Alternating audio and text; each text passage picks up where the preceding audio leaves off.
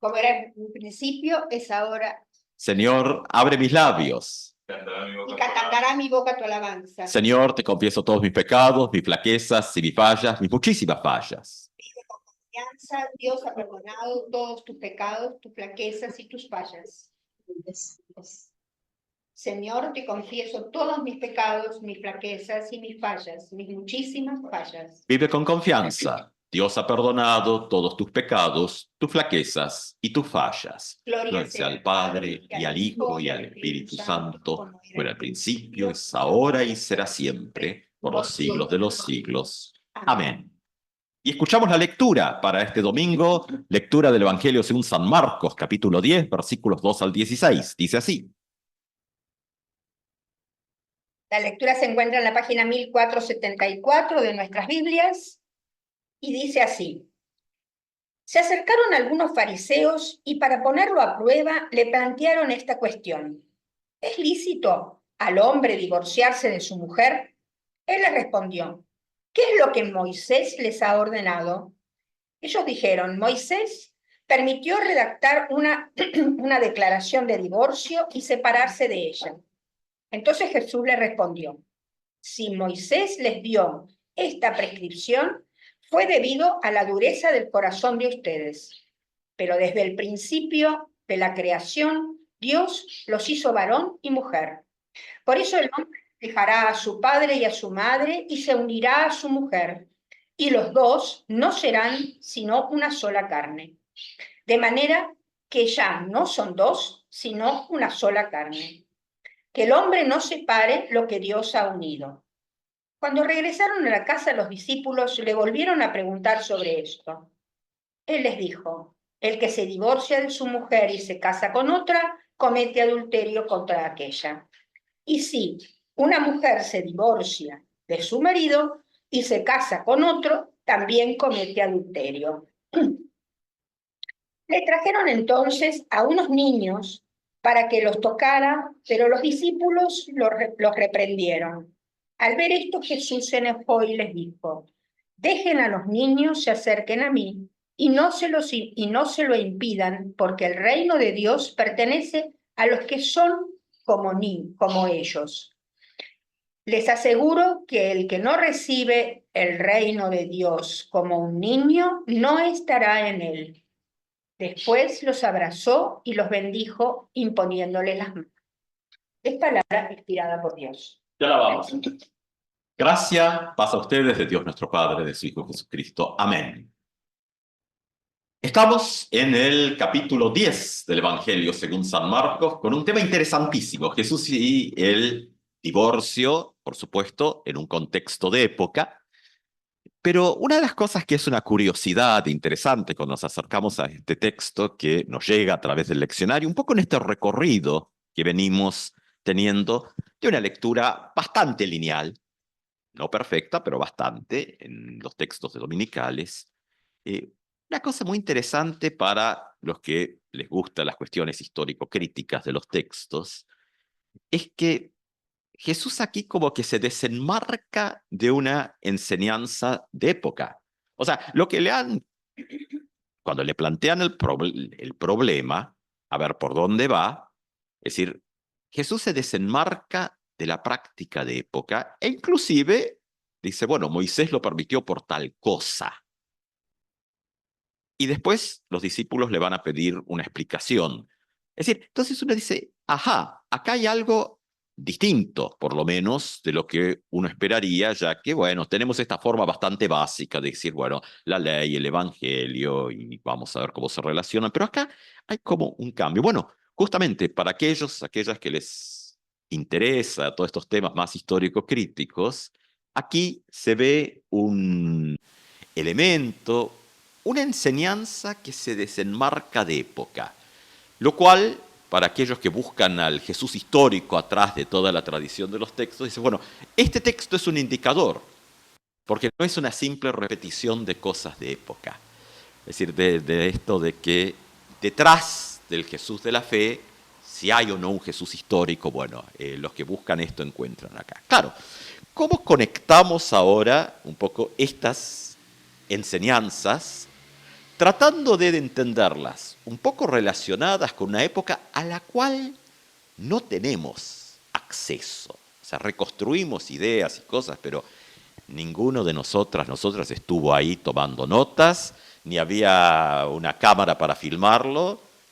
Bueno, y hoy en día si vemos un video también tenemos la duda si eso existe, lo construyó la inteligencia artificial, ¿no? Ya, o sea, hemos llegado a un punto interesantísimo donde ese límite, donde había cierta, entre comillas, objetividad, se ha diluido completamente.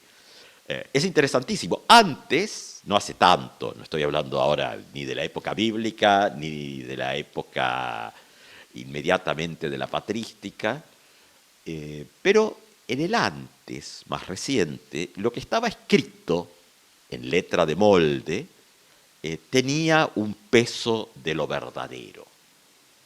Hasta no hace tanto tiempo, en el siglo pasado, lo que el diario publicaba, dije el diablo, bueno, algo acá en el aparato psíquico conecta, vaya a saber qué,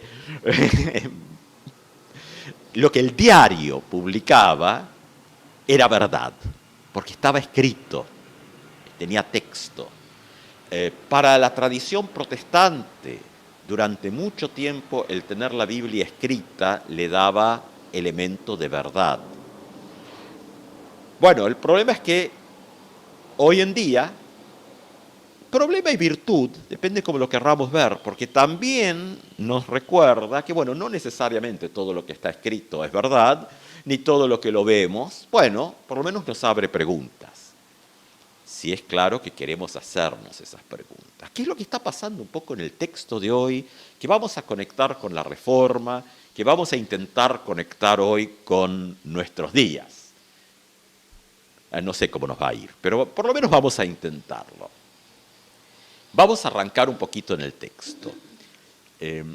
Nuestro texto de hoy tiene como tres momentos grandes.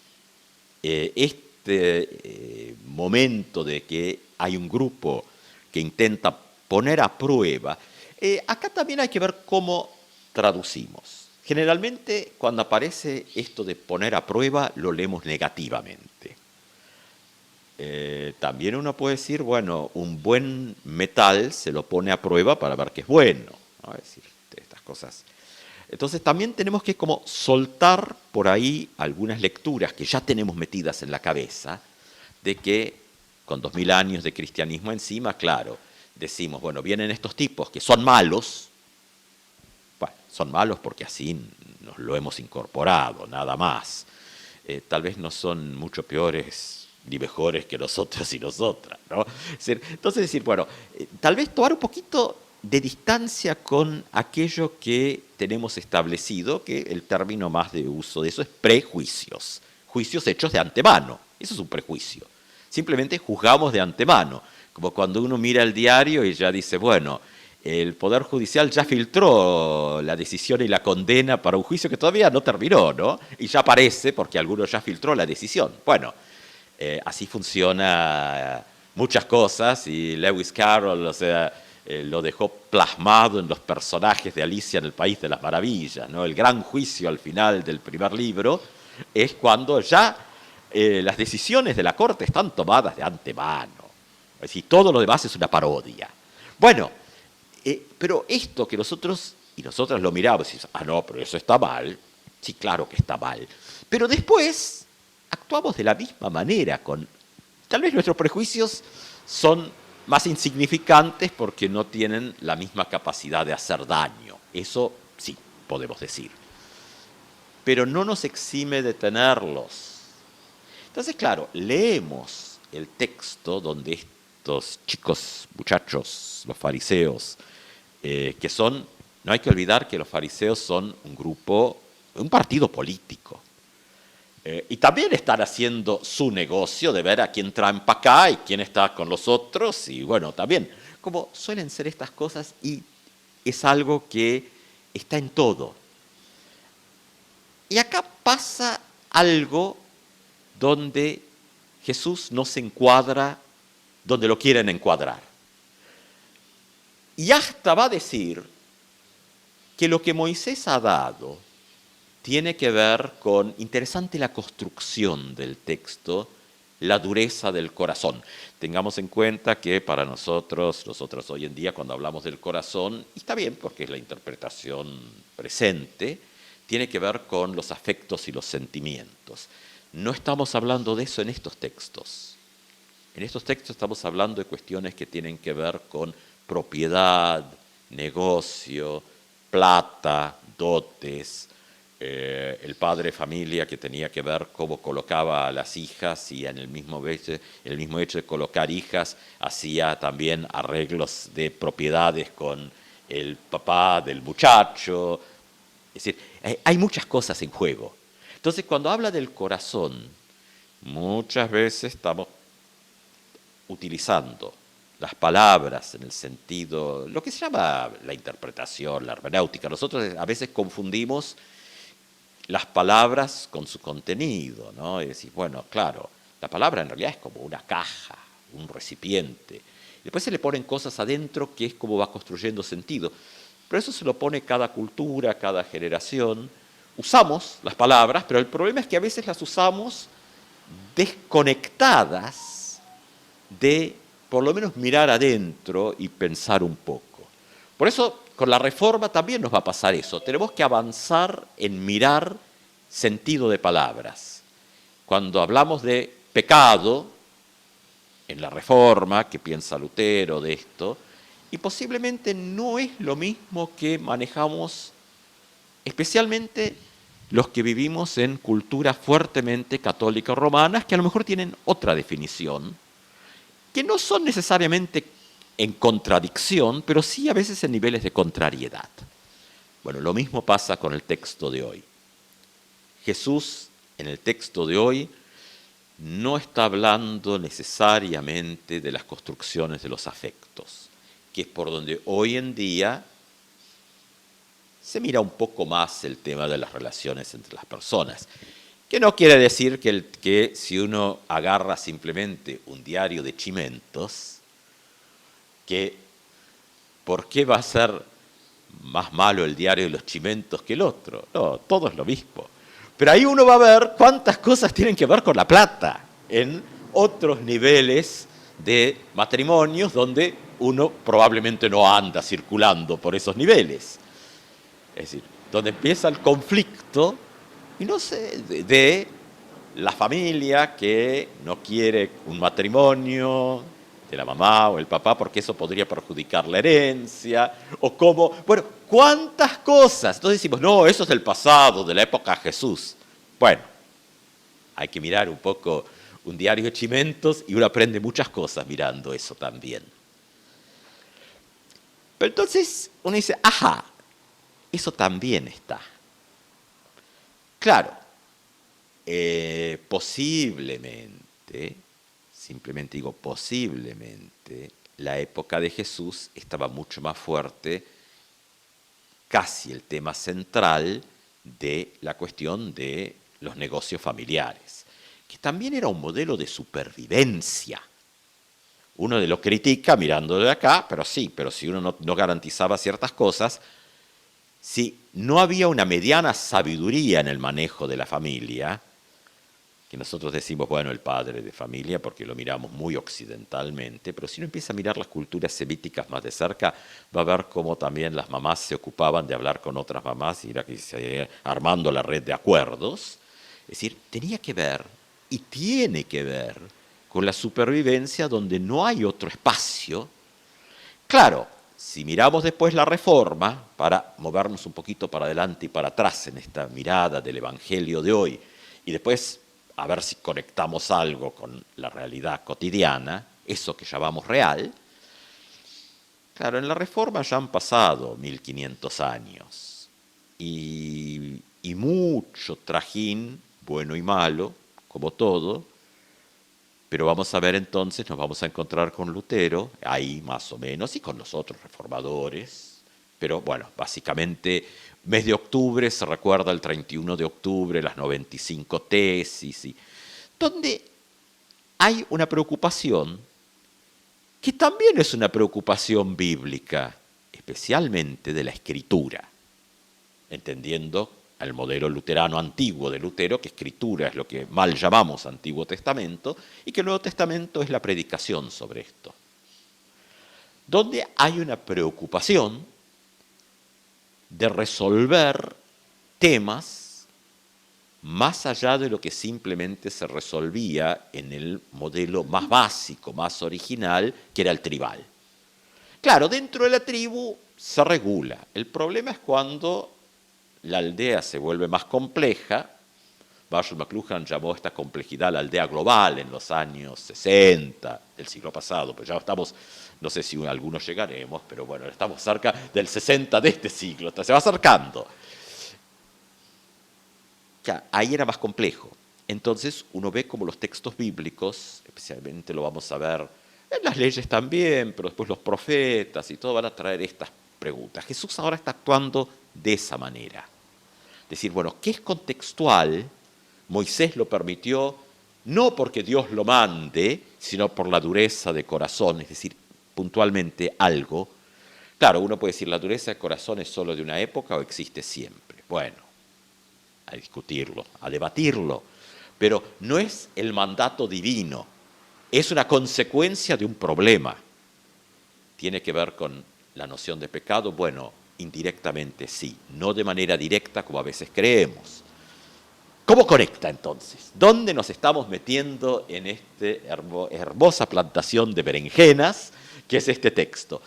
Bueno, Lutero enfrenta temas en el siglo XVI que le generaron un montón de dolores de cabeza porque lo criticaron todos, enemigos y amigos. Pero no deja de ser interesante. Felipe de Hesse, el Landgrave, quería divorciarse de su señora. Claro, el cristianismo también metió fuertemente esta idea de la monogamia, donde la poligamia nunca quedó condenada como pecado en el texto bíblico. Es más, queda un poco más en las cuestiones morales, pero que tienen que ver con la austeridad de la comunidad de fe, y que la mayoría eran pobres, y no podían tener más de una señora, y evitar que el que tenía mucha guita y tenía varias señoras fuese el obispo. Por eso San Pablo va a decir, entre la lista de las cosas del obispo es que sea marido de una sola mujer. Ahora eso también nos está diciendo que había otros que tenían varias y no lo está condenando el texto. Entonces, bueno, ¿el que las podía mantener? Claro, Camarte dice el que las podía mantener, claro, es una cuestión de cultura. Pero después la cultura se convierte en dogma. Y ahí está el problema, porque entonces se vuelve moral. No estoy abogando por la poligamia y todas esas cosas. Bueno, finalmente cada uno haga lo que quiera mientras no moleste a los demás, ¿no? Y que se haga cargo y responsable de lo que va a hacer. Pero ahí está el problema, responsabilidad. O sea, derechos y responsabilidades. ¿Cómo se abarajan estas cosas? Porque los 10 mandamientos tienen que ver con eso. Por algo, en el modelito de Lutero, porque el de Calvino hay una pequeña diferencia. Y esto depende de cómo uno corta el texto, nada más. La primera tabla de la ley tiene 3 mandamientos y la segunda tabla tiene 7. O sea, para con Dios y para con el prójimo, ¿no? Así está separado esto o distinguido para que no se los despatarren las tablas de la ley, porque funcionan igual que el tema de ley y evangelio. Es decir, entonces, para con Dios y para con todo lo creado, no solo, bueno, claro, lo más cercano que tenemos es lo más semejante, que es nuestros prójimos y prójimas, aunque a veces no parece ser así, pero la incorporación de una mirada integral de la creación. Y esto tiene que ver con la regulación para garantizar que los más grandotes no se morfen a los más chiquitos y chiquitas. Más o menos, para hacerlo así de manera un poco burda, pero así. Entonces, claro, ¿qué pasó con Lutero y Felipe de Hesse? Este pibe se cansó de la esposa y quería otra. Entonces le dice a Lutero que le pide la disolución del matrimonio. Claro, porque a estas vueltitas de las historias, el divorcio no estaba permitido, pero si uno conseguía una disolución de matrimonio, eso sí. Esto de leyes y trampas parece que no es tan reciente. Bueno, los fariseos le fueron con el mismo planteo a Jesús. Bueno, ¿qué pasa al final si uno quiere? ¿Se puede o no se puede? Entonces dice, ¿qué dijo Moisés? Bueno, Moisés dijo que sí. Y Jesús le dice, sí, les dijo porque ustedes son mala gente. Más o menos les dijo eso Jesús. No es porque Dios lo manda. ¿Cómo se regulan estas cosas? Este pibe, el Felipe de Hesse, le dice a Lutero que él quiere la anulación del matrimonio. Y que si Lutero no se la da, bueno, se vuelve con los otros a Roma y se le va a pedir al Papa que se la va a dar. Qué disyuntiva para Lutero. Porque por un lado no encuentra cómo resolverlo, porque el problema del divorcio de estos textos, y el mismo que enfrenta Lutero, es que, y también la Iglesia en general veía eso, ¿no? El problema era que algo que estaba construido sobre un modelo económico, ¿dónde dejaba a la mujer? En la calle, literalmente. O sea, ¿qué le quedaba? Y bueno, el cristianismo tal vez acomodó alguna cosa, pero ¿qué le quedaba? Muchas no tenían a dónde volver, la familia no las quería de vuelta porque era un costo que no querían afrontar, las propiedades, que estaba todo unos líos, los arreglos económicos y encima una especie de fracaso moral, familiar, de que la mujer no había cumplido con los roles sociales de época establecidos. Nada que ver con hoy en día. Bueno, más o menos, porque cuando hay alguna cosa de estas hoy todavía dice, y bueno, y claro, no lo cuidó al marido, ¿no? Uno escucha y dice, por Dios, santo Cristo, seguimos en la misma. Pero bueno, ¿qué hace Lutero? Empieza a sopesar. Por un lado tiene un problema político, toda una región se le va a ir con el Papa. O sea, nada de esto es puro, entre comillas, todo tiene lecturas e intereses.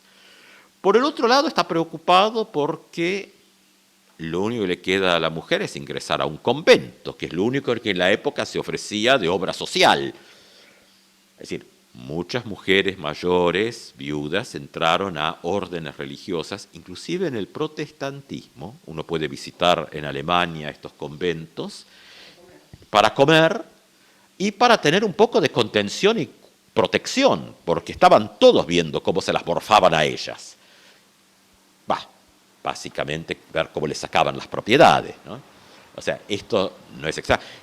Inclusive, Catalina von Bora, la esposa de Martín Lutero, heredó, porque Martín Lutero en su testamento le dejó todas sus propiedades a Catalina. Es una cosa que rompe con el modelo histórico. Pero después vino la justicia de la época y dijo, no, se la vamos a entregar a su hijo mayor para que se las administre, porque usted como mujer no tiene capacidad de administración. Cuando la que administró toda la reforma fue Catalina, y no Lutero, que no lograba recordar, es decir, cuánta cerveza quedaba, solo iba a tomarla. Claro, entonces ahí vemos cómo la cultura interviene y cuando las mejores intenciones también otros las desacomodan. Felipe de Hesse, Jesucristo, Lutero, hoy en día, todo junto con estos textos. Los discípulos que no entienden nada, porque después de las explicaciones, otra vez el tema de los niños, otra vez con lo mismo, y no lo resuelven. Así es nuestro texto. Entonces, claro, Jesús que se desenmarca de una época y dice que quien se divorcia comete adulterio. Adulterio es un término técnico. Nosotros lo tenemos fuertemente relacionado con la moral y simplemente es un término técnico, que después se mezcla con la moralidad y con todas estas cosas y con una cantidad de pensamientos que justamente como cuando casi ese furcio al comienzo, cuando decía, bueno, lo que está en letra de molde, que está publicado en los diarios, es decir, y cuando en lugar de diario casi dije del diablo, bueno, esas figuras algo tienen que ver, ¿no? Lo demoníaco, como lo diabólico, como aquello que desparrama, rompe y separa. Diabolos significa eso en griego. Es una entidad aislada que trabaja incesantemente solo en su propio propósito, definición de la computación en Linux. Es decir, estas cosas que conectan, uno empieza a ver, dice, ¿Qué hizo Martín Lutero? Bueno, entonces Lutero dice no, divorcio no, porque ¿qué va a pasar con la señora? Ahora, el otro se va a ir con el papado, o sea, lo va a conseguir igual. Entonces Lutero hace algo que generó enojo en toda la gente, pero salió del problema hacia arriba. Le autoriza a Felipe tomar una segunda esposa. Y uno dice, epa. Claro, rompió con un modelo de cristianismo moralista, ¿no? De siglos. Claro, pero ¿qué le exige entonces? Tiene que mantener las dos. Y a la primera le tiene que proveer casa, campo y alimentos. Claro, esto generó mucho enojo. La verdad que la pregunta sería si el enojo estaba en que le permitió tener una segunda esposa o el enojo estaba que había sentado el precedente que quien se deshiciera de su esposa iba a tener que mantener a la primera. Ah, bueno, claro, no sabemos los enojos de tal, pero sí se produjo una ruptura interesante porque también es parte de una cantidad de cosas, de una jurisprudencia donde la ley empieza a ver cómo los antiguos modelos donde uno lee en el Antiguo Testamento, esos textos hermosos, ¿no? Es decir, ¿qué pasa con la viuda, el pobre, el huérfano, el extranjero que vive en la tierra? ¿Qué pasa con los demás? Estaban considerados, pero nadie se ocupaba de ellos. Justamente, considerados, pero después nadie se ocupaba. Y aún más, estaba la vueltita de poder decirle a los viejos, a los padres, mirá, no te voy a poder dar de comer porque esa parte la destiné como ofrenda al templo. ¿Sí? ¿Pasará hoy en día? Bueno, si no está la ley para cuidar de esto, uno sabe. Entonces, claro, Jesús y el divorcio, Lutero, Felipe de Hesse. Hoy en día, ¿dónde entra esta cuestión de la ley y el evangelio?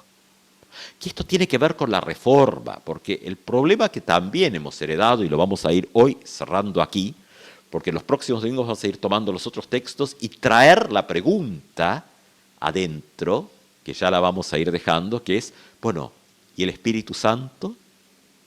Tercera persona de la Trinidad, tan olvidada, donde queda solo para algunas cuestiones muy espirituosas, pero nada más. ¿Dónde está el Espíritu Santo actuando hoy? Porque el Espíritu Santo es la tercera persona de la Trinidad que no vemos y que medio que hace lo que se le antoja para cuidar el bien de toda la creación. Ahora, no vemos como el viento, pero actúa. Entonces hay cosas que después no las leemos y solo vemos consecuencias y no sabemos qué hacer. La Reforma trajo esto adentro nuevamente, donde lamentablemente nosotros recibimos una teología muy recortada, es decir, recibimos la teología de Lutero, pero solo con el componente individual ante Dios, y le hemos cortado, porque no nos conviene, la responsabilidad para con nuestros semejantes, para el bienestar común. O sea, todo el tema de Lutero, donde Lutero dice, el príncipe está para esto y no para otra cosa, y si está para otra cosa, Dios le castigará. Eso es Lutero, ¿no? Es decir, vendrá el castigo. Así como las invasiones, Lutero las va a leer como también castigos. Tal vez hoy en día no es el lenguaje y la forma, pero el príncipe que no se ocupa del bien común de los que están dentro de su área, es decir, ese será juzgado. O sea, no queda fuera porque la responsabilidad y la vocación, temas de la Reforma, están ahí. No se puede acomodar el principado a costillas de la viuda, el pobre y el huérfano. Porque en la tradición bíblica, por eso desde la mirada cristiana, desde otras miradas, no sé, pero en la judeo-cristiana no. En la mirada judeo-cristiana no, porque toda nuestra herencia de textos está centrada ahí. Esos y esas son un privilegio dentro de la bondadosa mirada de Dios. Y entonces, ¿cómo se resuelve en el texto de hoy? Y otra vez como el domingo pasado, cuando todos los líos están discutiendo cómo se van a... La iglesia que discute quién va a tener los cargos, parece que es lo único que importa, los discípulos, no estoy hablando de los discípulos, estoy hablando de la Iglesia Evangélica Luterana Unida, no se confundan. Están discutiendo cómo se van a quedar con la manija y cómo van a figurar en las fotos, los discípulos, por supuesto, en la época de Jesús, nada que ver con nada actual. Y mientras tanto Jesús dice, sí, pero la vocación es una vocación de servicio. Y pone al niño en el medio, recuerdan el texto del domingo pasado. Y no aprendieron nada, porque ahora nuestro texto de hoy termina donde le traen los niños y los discípulos les reprenden. Dejad a los niños, venid a mí, no se lo impidáis, porque ahora Jesús le da una vuelta más de tuerca. No dice solamente que es el modelo de servicio, sino que les pertenece el reino. De los tales es el reino. O sea, si con la vez pasada no alcanzó, esto lo levanta a un nivel más. ¿Dónde estamos nosotros? ¿Dónde estamos nosotros y nosotras hoy en día? Bueno, claro, podemos simplemente cerrar nuestras Biblias y decir son cosas de otra época. Después decimos, ay, Diosito, acordate de nosotros. Bueno, ¿cómo conecta? Claro, ¿cómo conecta la relación de la fe, la gracia, el perdón de los pecados? ¿Cómo conecta con la responsabilidad que tengo cada uno y cada una? Y como comunidad con los y las demás. Que el Señor nos deje pensando en esta semana. Amén.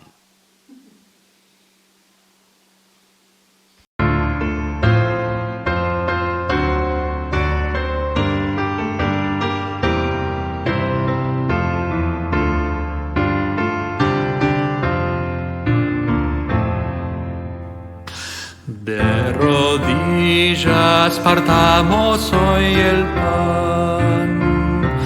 De rodillas partamos hoy el pan. De rodillas estoy con el rostro al naciente sol. Oh Dios, apiádate de mí, de mí. Compartamos la copa en gratitud. Compartamos la copa en gratitud. De rodillas estoy con el rostro al naciente sol. Oh Dios, apiádate de mí, de mí. De rodillas lo hemos al Señor. De rodillas lo hemos al Señor. De rodillas estoy con el rostro al naciente sol. Oh Dios, apiádate de mí, de